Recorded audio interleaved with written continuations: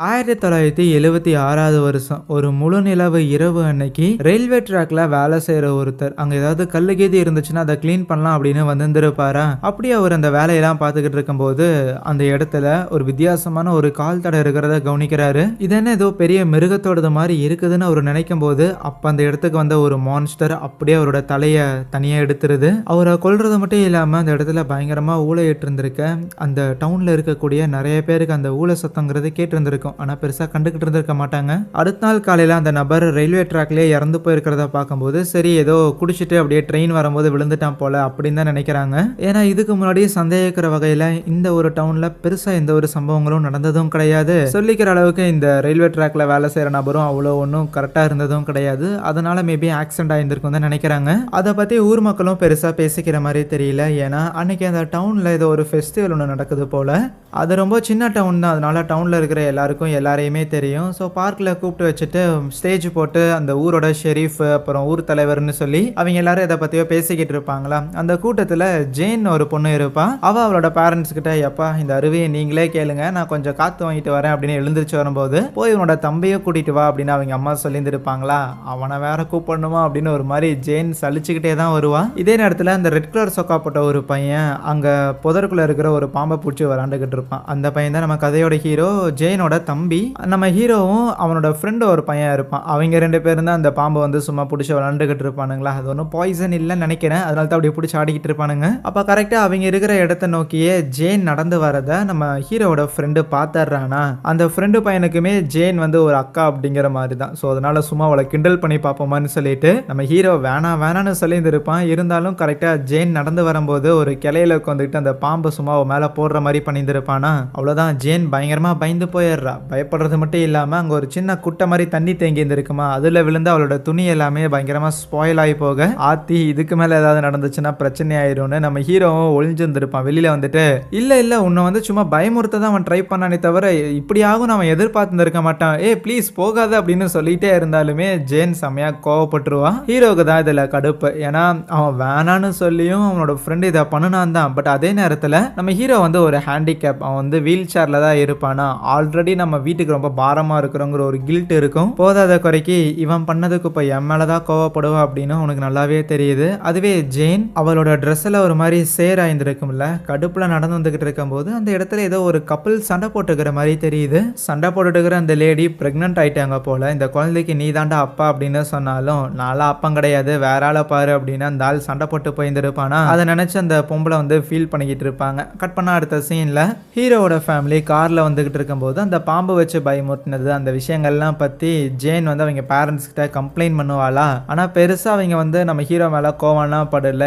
அவனே ஒரு ஹேண்டிகேப்பாக தான் இருக்கிறான், அவன் இதை பண்ணுனான்னு சொன்னால் அதை நம்புற மாதிரி இருக்காங்கிறது தான் அவங்களோட ரியாக்ஷனாக இருக்கும். அவன் இதை பண்ணுனான்னு நான் சொன்னனா, ஆனால் அவன் தான் பண்ண சொன்னான்னு நான் சொல்கிறேன் அப்படிங்கிற மாதிரி அவள் கத்திக்கிட்டு இருந்தாலுமே அடிஷ்னலி இவன் நடக்காததுக்கு நான் எப்படி காரணமாவேன் அப்படின்னு லைக் ஹீரோவோட ஊனத்தை வந்து லைட்டாக குத்தி காட்டுற மாதிரி பேசியிருந்திருப்பாளா. வீட்டுக்கு வந்ததுக்கப்புறம் ஒரு மாதிரி கோவத்தில் நேராக வீட்டுக்குள்ளே போக இருக்கும்போது அவங்களோட பேரண்ட்ஸ் தான் தம்பி காரில் இருக்கிறான் கூட்டுவோ அப்படின்னு சொல்லியிருந்திருப்பாங்க. அதுக்கப்புறம் அவளுமே அங்கே இருக்கிற ஒரு வீல் சேரை எடுத்துட்டு அவனை வந்து உட்கார சொல்லும் போது அவன் முதல்ல போ நான் பார்த்துக்கிறேன்பானா. ரொம்ப பண்ணாதரா அப்படின்னு சொல்லிட்டு அப்புறம் உட்கார வைக்கிறான். அப்பப்போ ஜேன் வந்து ஒரு மாதிரி ஹீரோவை ஹார்ஷா திட்டினாலுமே பாசங்கிறது எப்பவுமே இருக்க தான் செய்யுது. ஏன்னா ஒரே குடும்பமாச்சே. அன்னைக்கு நைட்டு எல்லாரும் தூங்கினதுக்கு அப்புறம் நம்ம ஹீரோ ஜேனோட ரூமுக்கு வருவான்.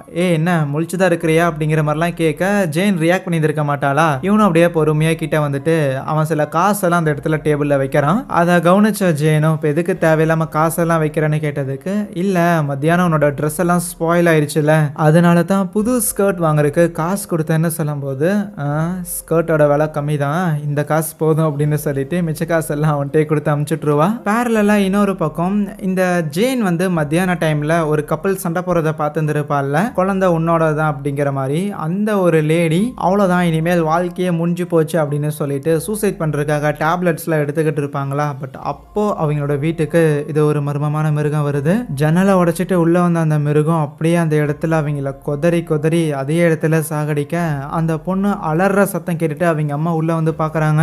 ரத்த வெள்ளத்துல அப்படியே கொடூரமா இறந்து கிடந்திருப்பாளாம். அடுத்த நாள் காலையில இந்த செய்திங்கிறது போலீஸுக்கு வர ஆஹா என்ன இவ்வளவு வருஷமா அமைதியா இருந்த இந்த ஒரு டவுன்ல என்ன திடீர்னு சம்பவங்கள்லாம் விழுக ஆரம்பிக்குதுன்னு போலீஸுக்கு இது கொஞ்சம் தலைவலியா இருக்கிற மாதிரி தான் இருக்கு. இன்னொரு பக்கம் ஒரு பார்ல காட்டுறாங்க. அங்க ஆண்டி அப்படின்னு ஒரு மீசக்காரர் ஒருத்தர் இருப்பார். அந்த செக்குடு ஷர்ட் போட்டிருந்திருக்காருல்ல, அவரு தான். எல்லா ஊர்லயும் ஒரு ஆள் இருப்பான்ல, போலீஸ்ன்னு கூட பார்க்காம, ஊர்ல இருக்கிற பெருசுன்னு கூட பார்க்காம எல்லார்ட்டயும் வம்பிழுத்துக்கிட்டு, ஸோ அந்த மாதிரியான ஒரு நபரா இருப்பாரு போல. இப்போ கூட பார்ல அங்க இருக்கிற போலீஸ் கிட்ட, அப்புறம் அங்க இருக்கிற சில வயசான ஆளுங்க அப்படின்னு சொல்லி எல்லார்ட்டயும் சண்டை போட்டுக்கிட்டு இருப்பான். அன்னைக்கு ஈவினிங்கே ஆயிடும். நம்ம ஹீரோ இருக்கிறான்ல, அவனுமே ஸ்கூல் முடிச்சுட்டு அவனோட ஃப்ரெண்ட்ஸ் எல்லாம் வந்து மீட் பண்றான். அந்த ஃப்ரெண்ட்ஸ் குரூப்ல டாமி அப்படின்னு ஒரு பொண்ணு ஒருத்தி இருப்பா. அவ நம்ம ஹீரோவோட ஆளு. அந்த வீல் சேரை அவனே ஆப்ரேட் பண்ற மாதிரி அதுல மோட்டார்லாம் ஃபிக்ஸ் பண்ணி கொடுத்து வந்திருப்பாங்க. ஸோ அதை வச்சு ஓட்டிட்டு வந்துகிட்டு இருப்பானா அந்த டாமிங்கிற அந்த பொண்ணு கூட பேசிக்கிட்டு அப்படியே ஃபன் பண்ணிக்கிட்டு அப்படியே பேசிட்டு வரும்போது தான் நேற்று நைட்டு ஒரு பொண்ணு இறந்து போயிருந்திருப்பாள்ல, அந்த மிருகம் வந்து அட்டாக் பண்ணியிருந்திருக்கும்ல, கரெக்டாக அந்த வீட்டை கிராஸ் பண்றாங்க. அதை பார்க்கும்போதே டாமிக்கு ஒரு மாதிரி வருத்தமா இருக்கு. அவ ஃபீல் பண்றதை பார்த்ததும் சரி சரி நடந்தது நடந்துருச்சுன்ட்டு ஹீரோ அந்த டாமியை கூப்பிட்டு அப்படியே பேசிக்கிட்டு வந்துகிட்டு இருப்பாங்களா. என்ன மேட்டர்னா, நேற்று நைட்டு இறந்து போன அந்த பொண்ணு இருக்கிறாங்கல்ல, அவங்க வந்து இந்த டாமிக்கு தெரிஞ்சவங்க போல. நான் எப்போவுமே ஸ்கூலுக்கு வரும்போது அந்த அக்காவை பார்ப்பேன். அவங்க என்கிட்ட எப்போவுமே ரொம்ப நல்ல விதமாக நடந்துக்குவாங்க. ஆனால் அவங்களுக்கு இப்படி நடக்கும் நான் எதிர்பார்க்கலன்னு அவள் வருத்தப்படுறா. அவளோட சோகத்தில் பங்கெடுத்துக்கிட்டு ஹீரோவும் அந்த டாமிங்கிற பொண்ணோட வீடு வரைக்கும் கூடயே வந்திருப்பானா. அங்கே வீடு வரைக்கும் வந்ததுக்கு அப்புறமே 2 பேரும் வெளியில் நின்று பேசிக்கிட்டு இருக்கும்போது அந்த டாமியோட அப்பா திட்டுறாரு. அவங்ககிட்ட என்ன பேச்சு வேண்டிய கிடக்குது, சீக்கிரம் வா அப்படின்னு சொல்லி கூப்பிட்டு ஒன்ஸ் நம்ம ஹீரோ அங்கிருந்து போகும்போது ஹேண்டிகேப்ஸுக்கெல்லாம் கவர்மெண்ட்லேருந்து சப்சிடி போகும்ல, அந்த சப்சிடி மேலே இந்த ஆளுக்கு ஒரு காண்டு போல. கை கால் வராதவனுக்கெல்லாம் சப்சிடி போகுது. இப்படிப்பட்ட நபர்களை ஷாக் கொடுத்து காலி பண்ணிட்டா கஜானால இருந்து காலியாகிற காசாது மிச்சமாகும் அப்படிங்கிற மாதிரியான ஒரு மைண்ட் செட்ல பேசுவான். தன்னோட மைமா கிட்ட பேசின ஜோர்ல அதுக்கப்புறம் ஹீரோ நேரா அவங்க ஊர்ல ஒரு பெட்ரோல் பங்க் மாதிரி இருக்கும். நம்ம ஹீரோ வச்சிருக்கிறது மோட்டார் இல்லை, அது ஒரு இன்ஜின் போல. அதுக்கு பெட்ரோல் ஃபில் பண்றதுக்காக வந்திருக்கான். அன்னைக்கு நைட்டு வீட்டில் ஹீரோவும் அவனோட அங்கிளும் ஜாலியாக கார்ட்ஸ் ஆடிக்கிட்டு இருப்பாங்களா. ஹீரோவுக்கு அவனோட அங்கிளை வந்து ரொம்பவே பிடிக்கும். அவங்க அம்மாவோட தம்பி தான். ஸோ பயங்கர க்ளோஸ் 2 பேரும். ஜாலியாக அப்படியே கார்ட்ஸ் ஆடிக்கிட்டு இருக்கேன். அவங்க அம்மா தான் அப்படியே சைலண்ட் முறைச்சிக்கிட்டே இருப்பாங்க. சரி சரி ரொம்ப நேரம் ஆயிடுச்சு போய் தூங்க அப்படின்னு சொல்லிட்டு நம்ம ஹீரோவை அங்கிருந்து அனுப்பி விட்டதுக்கு அப்புறம் பையன் இருக்கிறான்னு தெரிஞ்சிருந்து இப்படிதான் சரக்கு எடுத்து அடிச்சுக்கிட்டு இருப்பியாடா அப்படின்னு அவனை திட்டும் போது இதுல என்னப்பா இருக்குது, இதெல்லாம் ஒரு விஷயமா அப்படிங்கறது அவனோட ரியாக்ஷனா இருக்கும். பட் இருந்தாலும் அவங்க அம்மா வருத்தப்படுறாங்க. ஏன்னா இவன் பண்றது யாரு, நம்ம ஹீரோவோட அங்கிள் பண்ற விஷயங்கள் எல்லாத்தையுமே நம்ம ஹீரோ செஞ்சு பார்க்குற மாதிரியான ஒரு நபர். ஸோ அவனோட ஒரு இன்ஸ்பிரேஷனே இவர் தான் அப்படிங்கிற மாதிரி ஒரு மைண்ட் செட்ல இருக்கக்கூடிய ஆளு. ஆகையால் நீ உன்னோட வாழ்க்கையை ஒழுங்கா வாழ்ந்துக்காம இப்படி இருக்கிறியாடா அப்படின்னு சொல்லி அவங்க அக்கா வேற ஏற்கனவே இருக்கிற சில வன்மத்தையும் கக்கிக்கிட்டு இருப்பாங்க. ஏன்னா அந்த அங்கிள் இருக்கிறாருல, ஸோ அவர் இப்போதைக்கு 3வது டிவோர்ஸ் பண்ண போறாராமா. ஒரு வாழ்க்கையை கூட ஒழுங்கா வாழ முடியாம இருக்கிறியாடா அப்படின்னு திட்டுறாங்க. இப்படி ஒரு பக்கம் கலவரமா போய்கிட்டு இருக்க இதே நேரத்துல அந்த டாமியோட அப்பா இருக்கிறாருல, அவரு வீட்டுல வந்துட்டு ஜாலியா டிவி பார்த்துக்கிட்டு இருப்பாரா. அப்போ வெளியில இருக்கிற ஒரு ஸ்டோரேஜ் ரூம்ல இருந்து ஏதோ சத்தம் கேட்கிற மாதிரி இருக்கு. இவருமே கொஞ்ச நேரம் பாக்குறாரு, என்னடா அது சத்தம் ஜாஸ்தியா இருக்குதுன்ட்டு அவர்கிட்ட இருக்கிற ஒரு கன் எடுத்துக்கிட்டு போவாரா. அந்த ஸ்டோரேஜ் ரூம்ல எல்லாமே கலைஞ்சிருக்கிற மாதிரி தெரிய என்னவா இருக்கும்னு சுத்தி முத்தி பார்த்துட்டு இருக்கும்போது டக்குன்னு கீழே ஃப்ளோரை உடைச்சுக்கிட்டு அப்படியே ஒரு மிருகம் அதே இடத்துல ஒரு காலி பண்ணுது. அடுத்த நாள் காலையில இந்த விஷயமே ஊர்ல இருக்கிற மக்களுக்கெல்லாம் தெரிய வர, என்னடா இதோட 3வது கொலை நடந்திருக்குது, 3மே ஒரு மாதிரி மர்மமா இருக்குது, என்னவா இருக்கும் அப்படின்னு ஊர்ல இருக்கிற ஆளுங்களும் கன்ஃபியூஸ் ஆகுறாங்க. போலீஸுமே இதை பத்தி இன்வெஸ்டிகேட் பண்றதுக்காக வெளியில வரும்போது அந்த ஊரோட மேயர் ஏதாவது க்ளூக்கு இது கிடைச்சதாடா அப்படின்னு கேட்டிருந்திருப்பாங்களா. இல்லத்தெல்லாம் இன்வெஸ்டிகேட் பண்ணிட்டு இருக்கிறோம், ஏதாவது க்ளூ கிடைச்சதுன்னா கண்டிப்பா முதல்ல உங்களுக்கு இன்ஃபார்ம் பண்றோம்னு சொல்லிட்டு கிளம்புறாங்க. அன்னைக்கு காலையில ஹீரோவும் அவனோட ஃப்ரெண்டும் ஜாலியா பட்டம் ஓட்டு விளையாண்டுகிட்டு இருப்பாங்களா. அப்போ ஜெயின் வந்திருப்பா.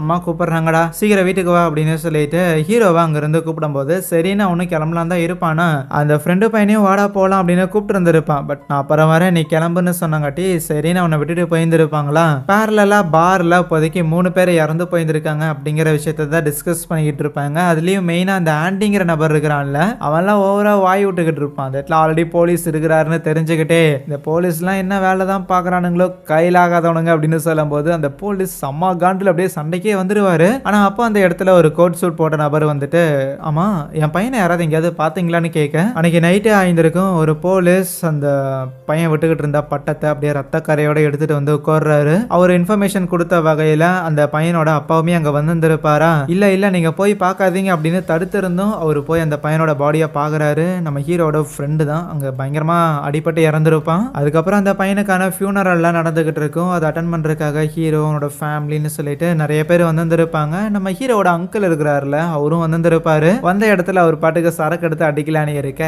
சரி அக்கா திட்டுவா பையன் வேற பக்கத்துல இருக்கிறான் அப்படின்னு சொல்லிட்டு ஒன்ஸ் எல்லாமே முடிஞ்சதுக்கு அப்புறம் அங்க இருந்து கிளம்ப இருக்கும்போது சரி நீங்க உங்களோட கார்ல வாங்க பையனை நான் கூப்பிட்டு போறேன்னு சொல்லி நம்ம ஹீரோவோட அங்கிள் ஹீரோவை கூப்பிட்டு தனியா கார்ல வந்துகிட்டு இருப்பாரா. ஏன்னா இறந்து போனது ஹீரோவோட ஃப்ரெண்டு தானே. அதனால கொஞ்சம் வருத்தமா இருப்பான்னு சொல்லிட்டு அவன சீர் அப் பண்றதுக்காக தான் அவரு தனியா கூப்பிட்டு வந்திருப்பாரு. அவன்ட்ட மனச விட்டு பேசி அவன சீர் அப் பண்ணலாங்கிற மாரி. ஸோ ஏதோ ஒரு சைக்கோ தான் இந்த மாதிரியான கொலைகள்லாம் பண்ணிக்கிட்டு இருக்கிறான் அப்படிங்கிறது ஹீரோவோட அங்கிள் சொல்ற விஷயம். பட் ஹீரோவுக்கு அதுல கொஞ்சம் சந்தேகமா இருக்குது. ஏன்னா அந்த டாமிங்கிற பொண்ணு வந்து இதுக்கு முன்னாடி சொல்லியிருந்திருப்பா, எங்க வீட்டு பக்கத்துல ஒரு ஸ்டோர் ரூம் மாதிரி ஒன்று இருக்கு, அதுல அடிக்கடி அப்பப்போ நைட்டு வந்து ஏதோ ஊளை விடுற மாதிரியான சில சத்தங்கள்லாம் கேட்கும்னு. அந்த விஷயத்த அந்த டாமி ஹீரோ கிட்ட சொன்ன அன்னைக்கு நைட்டே தான் டாமியோட அப்பா இறந்து போயிருந்திருக்காரு. அதுவும் கொடூரமான ஒரு முறையில அவரோட உடல்லாம் ஒரு மாதிரி குத்தி கிழிக்கப்பட்ட மாதிரி. அதனாலதான் சந்தேகமா இருக்குது ஏதாவது ஓனாய் கீது பார்த்த வேலையா இருக்குமான்னு சொன்னதுக்கு அதெல்லாம் இருக்க வாய்ப்பு கிடையாது. டெஃபினட்டா ஒரு சைக்கோவுமே இந்த அளவுக்கு பயங்கரமாலாம் கொலை பண்றதுக்கான வாய்ப்புகள் இருக்குது, நீ பெருசாலாம் யோசிக்காத, எல்லாத்தையும் போலீஸ் பாத்துக்குவாங்கிற மாதிரி சொல்லி ஆறுதல் படுத்தி இருந்திருப்பான். அன்னைக்கு நைட்டு பார்ல தொடர்ந்து இப்படி 4 கொலைங்கிறது நடந்துருச்சுல, போலீஸும் ஏதோ பண்ற மாதிரி தெரியலங்கிறங்காட்டி இந்த ஆண்டிங்கிறவன் அங்கே பாரில் இருக்கிற ஆளுங்க எல்லாரையுமே கூப்பிட்டு வச்சு, வாங்க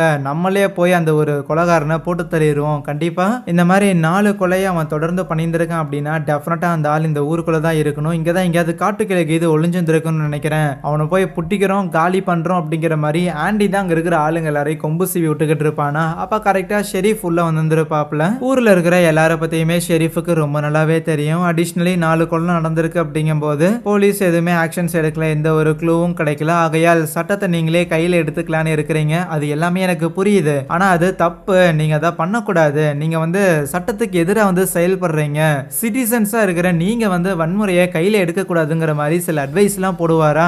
ஓரளவுக்கு அங்க இருக்கிற சில பேரெல்லாம் ஒருவேளை நம்ம சட்டத்தை கையில் எடுக்கக்கூடாதோ அப்படின்னு சொல்லி கொஞ்சம் அவங்களோட வீரியங்கிறது மட்டுப்படுற மாதிரி இருக்கும்போது, அப்போ அந்த இறந்து போன பையனோட அப்பா இருக்கிறாருல, அவரும் அதே இடத்துல தான் இருப்பாரு. அவரை பார்த்துட்டு ஷெரீஃப் வந்து, இல்ல நீங்க எவ்வளவு கஷ்டம் அனுபவிச்சிருப்பீங்கன்னு எங்களுக்கு புரியுது, சோகத்தோட உச்சிலேயே நீங்க இருந்தாலும் இந்த மாதிரியான முடிவுகளை சட்டத்தை நீங்க கையில எடுக்க கூடாதுன்னு சொல்லும்போது அந்த ஆள் செம்ம கோவத்துல, என் பையனோட உடலுங்கிறது 2 துண்டா கடந்தது, புரியுதா, 2 துண்டா, என்னோட வலி உனக்கு புரியுது, சோகத்தோட உச்சியில நீங்க இருக்கிறீங்க அப்படிங்கறத என்னால புரிஞ்சுக்க முடியுதுங்கிற உன்னோட இந்த வார்த்தைகள் எதுவும் எனக்குள்ள ஏற்பட்ட இந்த ஒரு வலிக்கான தீர்வு கிடையாது, இதை பண்ணதை யாரோ அவன் இருக்கக்கூடாது, என் பையனுக்கு ஏற்பட்ட இந்த ஒரு நிலைமை உங்களுக்கும் ஏற்படணுமா அப்படின்னு அந்த ஃபோட்டோலாம் எடுத்து காட்டுவாரா. அதை காட்டினதுக்கு அப்புறம் அவ்வளோதான், அங்கே இருக்கிற ஆளுங்க எல்லாரும் பயங்கரமாக ஃபயர் அப் ஆயிட்டாங்க. கமான், இப்படி ஒரு செயலை பண்ணிட்டு ஒருத்தன் உயிரோடவே இருக்கக்கூடாது, தேவையில்லாமல் ஷெரீஃப் நீங்கள் எங்கள் வழியில் குறுக்க வராதிங்கன்னு சொல்லிட்டு இருக்கிற எல்லாரும் ரைஃபிள்ஸ்லாம் எடுத்துட்டு கார்லாம் எடுத்துட்டு அங்கேருந்து கிளம்பிடுறாங்க. அப்படி ஒவ்வொருத்தரும் கிளம்பிக்கிட்டு இருக்கும்போது அந்த ஊரோட ஃபாதர் ஒருத்தர் இருப்பார். அவர் முடிஞ்ச அளவுக்கு இல்லைங்க போகாதீங்க போகாதீங்க அப்படின்னு சொல்லி எல்லாரையும் தடுக்க ட்ரை பண்ணாலும் யாருமே கண்டுக்கிற மாதிரி தெரியல. எல்லாரும் அங்கிருந்து கிளம்பிடுறாங்க. நேராக காட்டுக்கு தான் போயிருந்திருப்பாங்களா. ஏதோ ஒரு வேகத்துல எல்லாரும் துப்பாக்கியெல்லாம் எடுத்துட்டு வந்துட்டாங்க. இருந்தாலும் ஒன்ஸ் காட்டுக்குள்ள வந்ததுக்கு அப்புறம் ஆஹா என்ன காத்திருக்குதுன்னு தெரியாம அப்படியே ஒரு மாதிரி உயிர் பயத்திலேயே தான் அவங்களும் வந்துகிட்டு இருப்பாங்க. ஒரு மாதிரி நேரம் போக போக அந்த இடத்துல காட்டுக்குள்ள ஒரு பயங்கர பனிமூட்டங்கிறது ஏற்பட ஆரம்பிச்சிருமா. அந்த பனிமூட்டத்துல அந்த ஓனாய்ங்கிறது அங்க இருக்கிற ஆளுங்க எல்லாரையுமே அடிச்சு ஒரு 3-4 பேரை காலி பண்ணியிருந்திருக்கும். அதுக்கப்புறம் என்ன, இறந்து போன அந்த 4 பேருக்குமே சர்ச்சில் வச்சு ஃபியூனரல்ங்கிறது நடந்துகிட்டு இருக்குமா. ஆஸ் யூஷுவல் அதை அட்டன் பண்றதுக்காக எல்லாருமே வந்திருப்பாங்க. அந்த ஊரோட ஃபாதர் இருக்கிறாருல, அவர் தான் அந்த ஃபியூனரல் எல்லாத்தையும் கண்டக்ட் பண்ணிக்கிட்டு இருக்கும்போது லைக் தொடர்ந்து ஆல்ரெடி 4 பேர் இறந்துருக்காங்க. இப்போ வேற ஒரே நாளில் 4 பேர் இறந்துருக்காங்க. எல்லா தடவை இந்த மாதிரி இறப்புகள் ஏதாவது ஏற்படும் போது தொடர்ந்து அதுக்கு ஆறுதலாக சில வார்த்தைகள்லாம் பேசுவாங்க. பட் இதுக்கு என்ன பேசுறதுன்னே தெரியாம அந்த ஆளே ஒரு மாதிரி இருப்பானா. அப்போ அந்த இறந்து போன அந்த சின்ன பையனோட அப்பா இருக்கிறாருல, அவர் எழுந்திருச்சு எதுக்கு ஆறுதலாலாம் பேசிக்கிட்டு எப்படியும் இலவு விழுந்துருச்சுலன்னு சொல்லிட்டு அவர் பாட்டுக்கு ஒரு மாதிரி சிரிக்க ஆரம்பிச்சிருவாரா. அங்க இருக்கிற எல்லாருமே அப்படியே ஒரு மாதிரி வித்தியாசமா பிஹேவ் பண்ணி அங்க இருக்கிற எல்லாருமே ஒரு வேர் உல்ஃபா மாறுற மாதிரி ஒரு ஓனாயா மாறுற மாதிரி இருக்கும். கட் பண்ணா அது எல்லாமே இந்த ஃபாதரோட கனவு தான். காலையில அந்த இறந்து போன 4 பேருக்குமான ஃபியூனரலை முடிச்சுட்டு வந்திருப்பாரு போல. நைட்டு இந்த மாதிரியான ஒரு கெட்ட கனவு வந்திருக்கு. இப்படி இருக்க ஒரு நாள் வீக்கெண்ட் நம்ம ஹீரோவை பார்க்கறதுக்காக அவனோட அங்கிள் வந்திருப்பாரா. அவனோட அங்கிள் வந்து நம்ம ஹீரோவுக்கு புதுசா ஒரு பைக் ஒன்று செஞ்சு கொடுத்துருக்காரு, ஒரு ட்ரைசைக்கிள் மாதிரி பயங்கர மாடர்னா அட்ராக்டிவா செஞ்சு கொடுத்துருப்பாரா. ஓகே ஓகே நல்லா வேகம் போகும் பார்த்து ஓட்டுறா அப்படின்னு சொல்லி அவனை உட்கார வச்சு அனுப்பிவிட அவனுமே ஓட்ட ஆரம்பிக்கிறான். ரோட்ல போகும்போதே ஆல்ரெடி வீலியில அடிக்க ஆரம்பிச்சிடுவானா. ஆத்தி எங்க கொண்டு போய் சொருவ போறான்னு தெரியலையேன்னு இவருக்குலாம் பயமாயிருது. அவனும் அதை பயங்கர ஜாலியா என்ஜாய் பண்ணி ஓட்டிக்கிட்டு சம வேகமா போய் ஒரு யூ டர்ன்லாம் போட்டுட்டு திருப்பி வந்துடுறானா. வந்து பார்த்தா அவனோட அங்கிள் அதே இடத்துல படுத்திருந்திருப்பாரு. ஹீரோ முழுசா திரும்பி வந்திருக்கான்னு பார்த்ததுக்கு அப்புறம் தான் அவருக்கு கொஞ்சம் மன நிம்மதியே. நல்ல வேலை போன வேகத்துல ஏதாவது ஆயிருந்திருக்குமோ, உங்க அம்மா என்ன புதைச்சிருவாளோன்னு நினைச்சு பயந்துட்டுங்கிற மாதிரி சொல்லுவாப்புல. வீக்கெண்ட் தானே, அன்னைக்கு நைட்டு ஃபேமிலியா பார்பிக்யூலாம் செஞ்சிருந்திருப்பாங்களா. அது எல்லாத்தையுமே வெளியில உட்காந்து சாப்பிட்டு சாப்பிட்டு முடிச்சாச்சு நான் வீட்டுக்கு போறேன் அப்படின்னு அவர் கிளம்புறதுக்கு முன்னாடி ஹீரோவுமே வழி அனுப்பி வைக்கிறதுக்காக கார் கிட்ட வரைக்கும் வந்திருப்பானா அவரு சில பட்டாசு எல்லாமே வாங்கிட்டு வந்திருக்காரு. இது சீசன் கிடையாது தான், சீசன் கிடையாதுன்னா வெடிக்க கூடாது, அது ரூல்ஸ் இருக்கா என்ன, என்ஜாய் பண்ணிக்கோ அப்படின்னு கொடுத்துட்டு அவர் போயிருந்திருப்பாரா. நம்ம பையனுக்கு அடுத்த நாள் ஆகுற வரைக்கும் வெயிட் பண்ண முடியல. பிளஸ் பட்டாசு எல்லாத்தையும் நைட் நேரத்தில் வெடிச்சா தானே ஜாலியா இருக்கும்ட்டு நைட் எல்லாரும் தூங்கிக்கிட்டு இருக்கும்போது அவன் பாட்டுக்கு ஜன்னல் வழியா கீழே இறங்கி வந்தவனும் கொஞ்சம் அந்த வண்டியை வெளியில வரைக்கும் உருட்டிட்டு வந்துட்டு அதுக்கப்புறம் ஸ்டார்ட் பண்ணி நேரா அந்த ஊரோட காட்டுக்கு நடுவில் ஒரு சின்ன குளம் மாதிரி இருக்கும், அதுல வந்து ஒரு பிரிட்ஜ் ஒன்று இருக்கும், அது வரைக்கும் வந்துருப்பான். வந்துட்டு அந்த பட்டாசை சும்மா அந்த இடத்துல கொளுத்தி விட்டு ஜாலியா விளாண்டுகிட்டு இருப்பானா. அந்த பட்டாசோட சத்தம்லாம் கேட்க அந்த இடத்துல அந்த மான்ஸ்டருங்கிறது வந்துருச்சு. அந்த ஓனாயுமே கொஞ்ச நேரம் இவன் என்ன பண்றான் அப்படிங்கறது எல்லாத்தையுமே பார்த்துட்டு அதுக்கப்புறம் சரியான ஒரு நேரம் கிடைச்சோன்னையுமே அப்படியே உள்ள இறங்கி அவனை அட்டாக் பண்றதுக்காக அந்த பிரிட்ஜில் நடந்து வர ஹீரோ பார்த்துருவான். கையில ஒரு ராக்கெட்டை கொளுத்தலான்னு வச்சிருந்திருப்பானா, அதை அப்படியே கொளுத்தி பயத்துல அந்த மான்ஸ்டரை நோக்கி லான்ச் பண்ணியிருந்திருக்க அது நேரா போய் அதோட கண்ணை பதம் பார்த்துருது. அப்புறம் என்ன விட்டா போதும் நானு வண்டியை திருப்பிக்கிட்டு வேகமா அலறி அடிச்சு வீடு வரைக்கும் வந்துருவானா.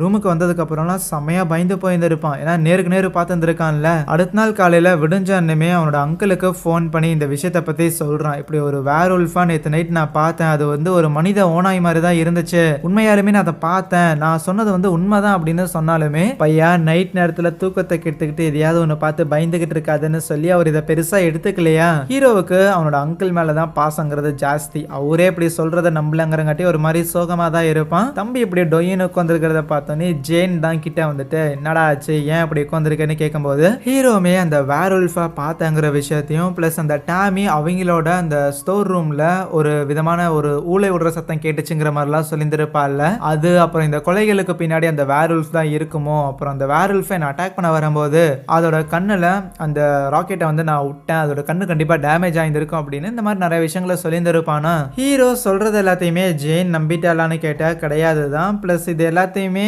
நிராகரிக்கிறதுக்குமே ஜேன் கிட்ட எந்த ஒரு பதிலும் கிடையாது. ஆகையால் ஹீரோ சொல்றது உண்மையா என்னன்னு டெஸ்ட் பண்றதுக்காக அதான் கண்ணு வந்து நொல்லையா இருக்கும் அப்படின்னு சொன்னான்ல, ஒரு வேர்வுல்ஃப் ஒரு மனித ஓனாய்ங்கிறவங்க கண்டிப்பா இந்த முழு நிலவு வர அன்னைக்கு ஒரு ஹியூமன் தான் மனித ஓனாயா மாறுறாங்க அப்படின்னா கண்டிப்பா அவங்களோட கண்ணுமே அஃபெக்ட் ஆயிருந்திருக்கணும். அதுக்காக ஊரில் இருக்கிற எல்லாரோட கண்ணையுமே போய் டெஸ்ட் பண்ணணும்னு சொல்லிட்டு இந்த ஊரில் வந்து இந்த பாட்டில்லாம் போட்டு வச்சுருப்பாங்கல்ல குடிச்சிட்டு அதையெல்லாம் கலெக்ட் பண்ணுற மாதிரி ஒவ்வொரு வீடாக ஏறி இறங்கிக்கிட்டு இருப்பான். வீடு கடை சலூன்னு சொல்லி அவள் ஒவ்வொரு இடமா ஏறி இறங்கி கூட நிறைய பாட்டில் தான் கலெக்ட் பண்ணியிருப்பாளே தவிர அப்படி யாரையும் கண்டுபிடிக்கல. அதுக்கப்புறம் அந்த பாட்டில் எல்லாத்தையும் கொண்டு வந்து கொட்டலான்னு சொல்லி அந்த ஊரோட ஃபாதர் இருக்கிறாருல அவரோட வீட்டுக்கு தான் வந்துகிட்டு இருப்பான். என் தம்பி இருக்கிறானே இது வரைக்கும் என் வாழ்க்கையிலே நான் செய்கிற மிகப்பெரிய தப்புன்னா அவன் பேச்செல்லாம் கேட்குறதான் அப்படிங்கிற மாதிரி புலம்பிக்கிட்டே அந்த ஃபாதரோட வீட்டுக்கு வர அந்த ஆள் அங்கே தான் இருக்கிறான். ப்ளஸ் அவன் கண்ணு தான் அடிபட்டு இருந்திருக்கு. ஸோ இந்த டவுனில் வேர்வுல்ஃபா இருக்கிறதுங்கிறது வேற யாரும் கிடையாது, அந்த டவுனோட ஃபாதர் தான். அவனோட கராஜில் தான் கொண்டு வந்து இந்த குப்பைகள் எல்லாத்தையும் சேகரித்து வைப்பாங்க போல. அந்த வகையில் அதை கொண்டு வந்து கொட்டலான்னு இருக்கேன். அப்போதான் அவள் ஒரு விஷயத்த கவனிக்கிறா. ஆக்சுவலி அங்கே இருக்கிற அந்த குப்பைகளுக்கு நடுவில் ஒரு பேட் ஒன்று இருக்கும். அந்த பேட்டில் பீஸ் மேக்கர் அப்படிங்கிற மாதிரி கிறுக்கி இருந்திருக்கும். ஆக்சுவலி இந்த பேட்டை அந்த ஊரோட பார் ஓனர் ஒருத்தர் இருப்பாப்புல அந்த ஆள் தான் பயன்படுத்துவார். அவரு அந்த காட்டுக்குள்ள தேட போய் ஒரு 4 பேர் இறந்து போனாங்கல்ல, அந்த 4 பேர்ல அவரு ஒருத்தர். அவரோட பேட்டிங் இருக்குதுன்னா ஆஹா இருக்குமோ அப்படின்னு அவ பயப்படும் போது கரெக்டா அந்த ஃபாதர் பின்னாடி வந்துருப்பாரா. ஏன் புள்ள ஏன் நான் பார்த்தோன்னே நடுங்குற அப்படின்னு கேட்கும்போது அவரோட கண்ணை பார்த்தோன்னே இவ்வளோ கன்ஃபார்ம் பண்ணிட்டா. ரைட்டு இந்த ஆளு தானா, ஒன்றும் இல்லை தலை வெயிலில் வந்தாங்காட்டில் லைட்டாக மயக்க வர மாதிரி இருக்கு, நான் வீட்டுக்கு போகிறேன் அப்படின்னு அடிச்சு பிடிச்சி அங்கேருந்து வந்துடுவா. அதுக்கப்புறம் ஹீரோ கிட்ட இந்த விஷயத்தை பற்றி எல்லாம் சொல்லி இருந்திருப்பாளா. இந்த மாதிரி நீ சொன்னது உண்மைதான், அந்த ஆள் தான் நீ பார்த்து அந்த வேர்வுல்ஃபா இருக்கும் அப்படிங்கிற மாதிரி கன்ஃபார்ம் பண்ணிடுறாங்க. பட் இப்போதைக்கு நம்ம 2 பேர் மட்டும் என்ன பண்ணுறது, ஜேனே ஹீரோவை நம்பருக்கு 1008 கேள்வி கேட்கறது, அப்புறம் நேரில் போய் அந்த ஆளை கன்ஃபார்ம் பண்ணுறது அப்படின்னு சொல்லி இவ்வளோ விஷயங்கள் இருந்துச்சு. ஆகையால் நம்ம யாருக்கிட்ட இதை சொல்லலாம் அப்படின்னு யோசிக்கும் போது அதான் இருக்கவே இருக்கிறான்னு சொல்லிட்டு நம்ம ஹீரோட அங்கிள் இருக்கிறாப்ல அந்த ஆள்கிட்ட போய் இதை பற்றி பேசியிருந்திருப்பாங்க. அவரு ஜேனை திட்டுறாரு, இவன் தான் ஏதோ லூஸ் மாதிரி உளறிட்டு இருக்கிறான் அப்படின்னா நீ ப்ராக்டிக்கலாக யோசிக்கிற பொண்ணு தானே, நீயும் அவங்க கூட சேர்ந்துக்கிட்டு இந்த கட்டுக்கதைகள்லாம் என்கிட்ட பேச வர பார்த்தையா அப்படின்னு தான் பேசுவாரா. யோ நெசமாயா உண்மையாலே நாங்கள் பார்த்தோன்னு சொல்கிறோன்னு சொன்னாலுமே இல்லை நீங்கள் பார்த்தது வேற ஏதாவது இருக்கும், நீங்கள் உங்களை நீங்களே கன்வின்ஸ் பண்ணிக்கிறீங்க, இல்லைனா லைக் ஹலுசினேட் பண்ணிக்கிட்டு இருக்கிறீங்க அப்படிங்கிற அப்படிங்கிறது அவரோட பதிலா இருக்கும். சரி அப்படியே அவரோட கண் அடிபட்டு இருந்திருக்கா, வாங்க போய் பார்ப்போம் அப்படின்னு சொல்லிட்டு நேரா அவரோட வீடு பக்கத்துல வரைக்கும் வந்திருப்பாங்க. அந்த ஃபாதர் வந்து வெளியில் நின்றுக்கிட்டு ஏதோ பெயிண்டிங் பண்ணிக்கிட்டு இருப்பாரா, கண் அடிபட்டது, அதுவும் கண்ணில் வந்து ராக்கெட்லாம் விழுந்ததுக்கப்புறம் ஒரு மனுஷன் ஜாலியாக அந்த இடத்துல பெயிண்ட் பண்ணிக்கிட்டு இருக்கிறாரு, அதுவும் 2 நாள் தான் ஆச்சு அப்படின்னா இதை நான் நம்பணுமாடா அப்படின்னு கேட்டதுக்கு, இல்லை தல அந்த ராக்கெட் அவன் கண்ணில் பாயும் போது அவன் ஒரு வேர் உல்ஃபாக இருந்தான் அப்படின்னு ஹீரோ சொல்லுவானா. அடப்போடா நீ பாட்டுக்கு ஏதாவது இஷ்டத்துக்கு உளறிக்கிட்டு இருக்காது அப்படிங்கிற மாதிரி சொல்லிடுறாரு. அதுக்கப்புறம் ஒரு நாள் ஹீரோ அவனோட ஃப்ரெண்ட்ஸ் எல்லாருமே வெளியில ஃபுட்பால் ஆடிக்கிட்டு இருப்பாங்களா, அதை இவனும் வந்து வேடிக்கை பார்த்துக்கிட்டு இருப்பான். அப்போ கரெக்டா அங்க பின்னாடி காரை எடுத்துக்கிட்டு இந்த ஃபாதர் இருக்கிறாருல அவரு வந்து இருப்பாப்ல, ஹீரோவை நோட்டை விடுறான். எதுக்குடா ஹீரோவை நோட்டை விடுறான்னு பார்த்தா, அன்னைக்கு ஜேன் கண்டுபிடிச்சிட்டு வந்து நம்ம ஹீரோ கிட்ட சொல்லியிருந்திருப்பாள்ல, அந்த ஆள் தான் அந்த ஒத்தக்கண்ண மாதிரி இருந்தான்னு. ஆகையால் அவனை நம்ம கண்டுபிடிச்சிட்டோம் அப்படின்னா அந்த ஆளுக்கு தெரிவிக்கிற மாதிரி ஏதாவது பண்ணலான்னு சொல்லி எழுதுனா கையெழுத்தை வச்சு மாட்டிக்குவோன்ட்டு ஒரு பேப்பர்ல சும்மா இந்த ஆல்பபெட்ஸ் எல்லாம் கட் பண்ணி நீ யாருன்னு எங்களுக்கு தெரியுங்கிற மாதிரியான ஒரு லெட்டரை ரெடி பண்ணிட்டு அந்த லெட்டரை போஸ்ட்ல ஒரு மொட்டை கடுதாசியா போட்டிருந்திருப்பாங்க. அதை அந்த ஃபாதர் படிச்சிருந்திருப்பான். அண்ட் கடைசியா அவன் கொல்லாம விட்டதுங்கிறது ஹீரோவை தான். அதனால கண்டிப்பா இந்த பையன் தான் இந்த வேலையை பார்த்துருக்கணும் அப்படின்னு அவருக்கு தெரிஞ்சிருச்சு. அதனாலதான் ஹீரோவை இப்போ ஃபாலோவும் பண்றானா. கரெக்டா ஒரு காட்டு வழி பாதையில ஹீரோ வரும்போது அவ்வளவுதான், ஹீரோவை தட்டி தூக்குறதுக்காக அவன் வேகமா வந்துகிட்டு இருக்கிறான். ஆத்தி இந்த ஆள் என்ன சாகடிக்க முயற்சி பண்றேன்னு சொல்லிட்டு ஹீரோவுமே முடிஞ்ச அளவுக்கு தாக்கு பிடிச்சி வந்துகிட்டு இருப்பானா.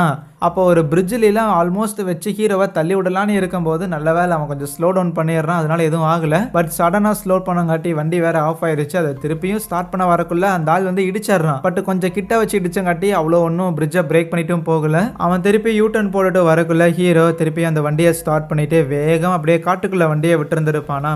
அங்க இன்னொரு பிரிட்ஜ் மாதிரி இருக்கும். பிரிட்ஜுக்கு மேலேயே ஒரு குடவுன் கட்டின மாதிரி. ஸோ அதுக்குள்ள வந்திருந்திருக்க அவ்வளோதான், பெட்ரோல் காலியாகி அதே இடத்துல வண்டி நின்றுச்சு. அப்புறம் என்ன, அந்த ஃபாதருமே காரை வெளியில பார்க் பண்ணிட்டு உள்ள இறங்கி வரான். உனக்கு ஒன்று தெரியுமாடா பையா, நான் என்னைக்குமே வேணும்னே ஒரு பையனையோ பொண்ணையோ வந்து காயப்படுத்தணும்னு விரும்பினதே கிடையாது. ஒரு குழந்தைய காயப்படுத்தணும், வேணும்னே காயப்படுத்தணும் அப்படிங்கிற ஒரு எண்ணம் எனக்கு இது வரைக்கும் இருந்ததே கிடையாது. ஆனா அந்த நிலைமைக்கு நீ என்னை புஷ் பண்றடா அப்படின்னு சொல்லிட்டு கிட்ட வரும்போது கரெக்டா அந்த இடத்துல ஒரு டிராக்டர் கிராஸ் ஆகுமா. அதை பார்த்தோன்னே ஐயா ஐயா நான் இங்க மாட்டிக்கிட்டேன், சீக்கிரம் வாங்கன்னு ஹீரோ கத்திந்திருக்க அந்த ஆளுக்கு குரல் கேட்டுருது. ஆகையால் அந்த ஃபாதருமே அந்த டிராக்டர் காரை வந்துட போறான்னு சொல்லிட்டு கார் எடுத்துட்டு அங்கிருந்து கிளம்பிடுறான். விஷயம் கேள்விப்பட்டு அதுக்கப்புறம் ஜேனும் அப்புறம் அவங்களோட அங்கிளும் வந்திருப்பாங்களா. அந்த ஃபாதர் என்ன சேஸ் பண்ணா, கொலை பண்ண ட்ரை பண்ணா அப்படிங்கிற மேட்டரை பத்திலாம் ஹீரோ சொன்னாலுமே இந்த தடவையும் பெருசா அவனோட அங்கிள் அதை நம்புற மாதிரி தெரியல. அன்டில் ஹீரோவோட வண்டி இருக்குதுல்ல, அதோட பேக்ல ஏதோ வந்து இடிச்ச மாதிரி அந்த அடையாளங்கள்லாம் இருக்குது, கொஞ்சம் நொறுங்கி போயிருந்திருக்கு.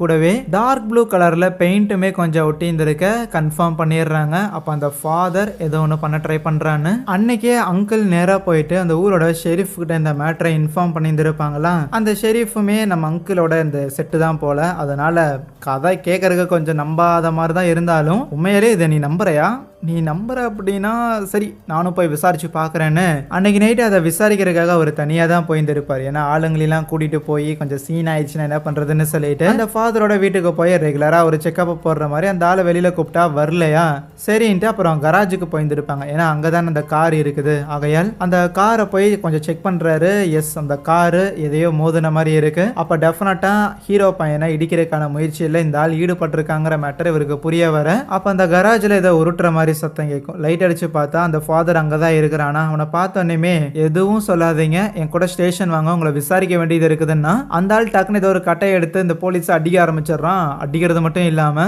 அப்படியே அந்த இடத்துல வேர் உல்ஃபா ஒரு மனித ஓனாயா டிரான்ஸ்ஃபார்ம் ஆக ஷெரீஃப் அதே இடத்துல காலி. அடுத்த நாள் காலையில அந்த ஷெரீஃப் நேத்து நைட்ல இருந்தே பார்க்கலன்னு சொல்லி இவங்க எல்லாரும் டிஸ்கஸ் பண்ணிக்கிட்டு இருப்பாங்க. நேத்து இப்படி ஒரு விஷயம் இருக்குதுன்னு போய் சொன்னதுக்கு அப்புறம் தான் விசாரிக்கிறேன்னு சொன்ன ஆளை காணோம் அப்படின்னா மேபி ஏதாவது நடந்திருக்குமோன்னு அந்த அங்கிளுக்கு கொஞ்சம் சந்தேகம் இருக்கு. ஆனா ஹீரோலாம் கன்ஃபார்மே பண்ணிட்டான். டெஃபினட்டா அந்த போலீஸை காலி பண்ணதுக்கு அப்புறம் அடுத்தது என்னதான் போட்டு தள்ளுறதுக்காக வருவான். அந்த ஃபாதர் தான் அந்த ஓனாய்ங்கிற மேட்டர் தெரிஞ்சிருக்குங்கிறங்காட்டி ஒன்னும் அவன் என்னை தேடி வர போறது இல்ல, அவனை நான் காயப்படுத்தி இருந்திருக்கேன், அதுக்காக கண்டிப்பா அவன் என்னை பழி வாங்கறதுக்கான வாய்ப்புங்கிறது இருக்கு. அப்படி அவன் வரும்போது அவனை தோக்கடிக்கிறதுக்கான ஒரு வெப்பன் நம்ம கையில இருக்கணும்னு அவன் வந்து ஒரு சில்வர் செயின் போட்டிருந்திருப்பானா. அந்த செயினை கழட்டி கொடுக்குறான். இதை எப்படியாவது ஒரு சில்வர் புல்லட்டா டிரான்ஸ்ஃபார்ம் டிரான்ஸ்ஃபார்ம் பண்ணி கொண்டு வாங்கன்னு. மேபி அந்த சில்வர் அவ்வளோ பியூரா இல்லைன்னா இந்தாங்க என்னோடதையும் சேர்த்து எடுத்துக்குங்க அப்படின்னு ஜேனுமே அவளோடதையும் கழட்டி கொடுத்துருந்துருப்பாளா. என்னடா இருக்குங்கிறீங்க, நான் எதுவும் பார்க்கலையே அப்படின்னு ஒரு மாதிரி குழப்பத்திலேயே தான் அந்த அங்கிள் அதுக்கப்புறம் அந்த செயினையும் கொண்டு போய் அந்த ஊர்ல இந்த கன் எல்லாம் சேல்ஸ் பண்ற ஒரு நபர் இருப்பார், அவர் பற்ற வச்சிருந்திருக்காரு போல, அவர்கிட்ட கொண்டு போய் அந்த செயினை கொடுத்து இது மூலமா ஒரு புல்லட் ஒன்று செஞ்சு தாங்கல. அக்கா பசங்க கேட்குறாங்க, சும்மா ஃபன்னுக்காக தான் அப்படின்னு சொல்லி தான் அந்த புல்லட்டை ரெடி பண்ணுவாங்களா. அந்த புல்லட் ரெடி ஆகிற அந்த ப்ராசஸில் ஒரு சின்ன வாய்ஸ் ஓவர் போகும். இந்த மாதிரியான மனித ஓநாய்களோட கதைகள் அப்படின்னாலே முழு நிலவு அன்னைக்கு தான் அந்த மனித ஓநாய்கள் வரும் அப்படின்னு முக்கால்வாசியான கதைகளில் காமனாக இருக்கக்கூடிய ஒரு விஷயம். அந்த கதைகளில் வர மாதிரியே முழு நிலவில் மட்டும்தான் இந்த ஓநாய் வருதான்னு பார்த்தா கிடையாது. முழு நிலவில் மட்டும்தான் வருதுன்னு இல்லை, எல்லா நேரமும் அது வருது. வேணும்னா முழு நிலவு அன்னைக்கு அந்த ஓநாயோட வீரியங்கிறது ஜாஸ்தியாக இருக்குன்னு வேணா நம்பலாம். இதை தாண்டி இந்த எல்லா மனித ஓநாய்களை பற்றின கதைகள்லையும் இன்னொரு காமனான விஷயங்கிறது இந்த சில்வர் புல்லட் தான். இந்த மாதிரியான சில்வர் புல்லட்டுகளை பயன்படுத்தி மட்டும்தான் இந்த மனித ஓநாய்களை அழிக்க முடியுங்கிறது தான் காமன். அதனால தான் அந்த சில்வர் புல்லட்டையும் ரெடி பண்ணி வாங்கிட்டு வரக்காக நம்ம அங்கிள் அனுப்பிச்சுட்டு இருந்திருக்காங்க. அந்த புல்லட்டையும் செஞ்சதுக்கு அப்புறம் கடைக்காரரும் பரவாயில்ல, இது வரைக்கும் நான் செஞ்சதுலேயே ஒன் ஆஃப் த ஃபைனஸ்டான ஒர்க்னா அது இதுதான் அப்படின்னு சொல்லுவாரா. சரி, இதை வச்சு என்ன பண்ண போறீங்கன்னு கேட்டதுக்கு, சில்வர் புல்லட்டை வச்சு நாங்கள் என்ன சார் பண்ண போறோம், சும்மா ஃபன்னுக்காக தான் அப்படின்னு சமாளிக்கிறதுக்கு ட்ரை பண்ணுவாரா. ஆனால் சில்வர் புல்லட்டை வச்சு ஓநாய்களை வேட்டையாடலான்னு நான் கேள்விப்பட்டிருக்கேனே அப்படின்னு அவர் சொல்ல. அப்புறம் அந்த வீக்கோட எண்டில் முழு நிலவும் வரப்போகுது. அதே அன்னைக்கு நம்ம ஹீரோவோட பேரண்ட்ஸ் 2 பேரும் ஏதோ ஒரு ட்ரிப்புக்கும் போகிறாங்க. ரைட்டு, பேரண்ட்ஸ் வீட்டில் இல்லாததும் நமக்கு நல்லதாக தான் போச்சுன்னு சொல்லி அவங்க 2 பேருமே வெளியே அனுப்பிட்டு அன்னைக்கு நைட்டு 3 பேருமே வீட்டில் காத்துருந்துருப்பாங்க. அது கண்டிப்பாக நம்மளை அட்டாக் பண்ண வரும், ஏன்னா இன்னைக்கு முழு நிலவு வேற, அதனால டெஃபினட்டாகவே வரும்னு சொல்லி வெயிட் பண்ணிட்டு இருக்கிறாங்களா. ஆனால் வெயிட் பண்ணி 3 பேரும் தூங்கினது தான் மிச்சமாக இருக்கும். எரிஞ்சுக்கிட்டு இருந்த சிகரெட்டு கையில் பட்டதுக்கு அப்புறம் தான் ஹீரோட அங்கிள் கண் விழிச்சிருந்திருப்பாரா. சரி மணி 3 மாதிரி தெரியுது, எதுவும் நம்மளை அட்டாக் பண்றதுக்கும் வரல, நீங்க என்னமோ என்னை வச்சு காமெடி பண்ற மாதிரி எனக்கு தோணுதேன்னு சொல்லிட்டு பசங்களை அங்கிருந்து போக சொன்னா, கொஞ்ச நேரம் இருங்க வெயிட் பண்ணி பார்க்கலான்னு ஜேன் சொல்லும் போது அப்ப ஜன்னல் பக்கத்துல அந்த மான்ஸ்டர் இருக்கிறத பார்த்துட்டு அவ பயங்கரமா அலறிந்திருப்பாளா. இவ அலறத கேட்டு அந்த அங்கிளும் அப்படியே வெளியில எட்டி பாக்குறாரு, எதுவுமே இல்ல. என்னப்பா நக்கல் பண்ணிட்டுக்கிறீங்களா, இங்க பாருங்க இந்த சில்வர் புல்லட் எல்லாம் உங்களுக்காக நான் போய் அச்சு வச்சு வாங்கிட்டு வந்திருக்கேன், அக்காவும் தம்பியும் சேர்ந்துகிட்டு என் தலையில நல்லா மிளகா அரைக்கிறீங்களேன்னு கன்ல இருக்கிற புல்லட்லாம் கழட்டி அவர் கையில வச்சிருந்திருப்பாரா. அப்போ டக்குன்னு செவுரை உடைச்சிட்டு அது உள்ள அட்டாக் பண்றதுக்காக வந்திருக்கும். அந்த புல்லட் அப்படியே பறந்து போய் அங்க ஃப்ளோர்ல இந்த தண்ணி எல்லாமே வடிகிறதுக்காக ஏதோ ஒரு வடிகால் மாதிரி வச்சிருந்திருப்பாங்க போல, அதுல போய் உளுந்து அந்த புல்லட் மாட்டிக்குமா. உள்ள வந்து அந்த வேர்வல்ஃப் அந்த அங்கிளை தூக்கி ஒரு பக்கம் சொருகிட்டு நம்ம ஜேன் இருக்கிறாள் அவளை தூக்கி சாகடிக்கிறதுக்காக முயற்சி பண்ண, ஜேனை காப்பாத்துறதுக்காக அங்கிள் சண்டை போடுறதுன்னு சொல்லி அப்படியே மாறி சண்டை போட்டுக்கிட்டு இருப்பாங்களா. இந்த கேப்ல எப்படியோ நம்ம ஹீரோ உள்ள விழுந்து அந்த ஒரு சில்வர் புல்லட்டா எடுத்துறான், துப்பாக்கிலையும் போட. அதை பார்த்தோன்னே அந்த வேர்வல்ஃப் ஹீரோவை தடுக்கிறதுக்காக வரும், பட் இன்னொரு கண்ணில் கரெக்டாக வச்சு ஃபயர் பண்ணிடுவான். அவ்வளோதான், 2 கண்ணுமே டேமேஜ் ஆகி அந்த ஓனாய் அதே இடத்துல போய் சரிஞ்சு விழுக. ஒன்ஸ் அந்த சில்வர் புல்லட்டாக பயன்படுத்தி இருந்திருக்காங்கல்ல, அதனால அதோட பவர் எல்லாமே ட்ரெயின் ஆகி அது திருப்பியுமே ஒரு ஹியூமன் ஃபார்முக்கு வருதா. ஹியூமன் ஃபார்முக்கு வந்ததுக்கு அப்புறமும் அப்படியே கத்துற மாதிரி இருக்கும், பட் அவ்வளோதான், அதோட அந்த ஆள் இறந்து போகிறான். இது எல்லாமே வந்து ஒரு 1-2 நிமிஷத்துக்குள்ள தான் நடந்துருக்கும். ரைட்டு, உங்களை நம்பாதது ஏன் தப்பு தாண்டா அப்படின்னு நம்ம ஹீரோவோட அங்கிள் இருக்கிறாருல, ஸோ அவரும் சாரி கேட்க எப்படியோ பெரிய இழப்பு இல்லாமல் தப்பிச்சிட்டோன்னு சொல்லி நம்ம ஹீரோவும் அவனோட அக்காவும் சந்தோஷப்படும் போது அங்கே இந்த ஒரு படத்தை முடிக்கிறாங்க. எனிவேஸ் மக்களே, கண்டிப்பாக படம் இன்ட்ரெஸ்டிங்காக இருந்திருக்கும்னு நினைக்கிறேன். ஒரு சிம்பிளான ஒரு படம் தான், ஒரு சின்ன நைட் வாட்சுக்கு வந்து ஒர்த் வாயிலாக இருந்திருக்கும் நம்புறேன். பிடிச்சிருந்துச்சுன்னா மறக்காம வீடியோக்கு ஒரு லைக்கை தட்டி விட்டுட்டு இந்த படத்தை பற்றின உங்களோட கருத்துக்களை கமெண்ட் பாக்ஸில் கமெண்ட் பண்ணிட்டு, இதே மாதிரி இன்னும் நிறையா இன்ட்ரெஸ்டிங்கான கதைகளை தொடர்ந்து பார்க்கறதுக்காக சேனலையுமே சப்ஸ்கிரைப் பண்ணி வச்சுக்கோங்க. So yeah, thank you.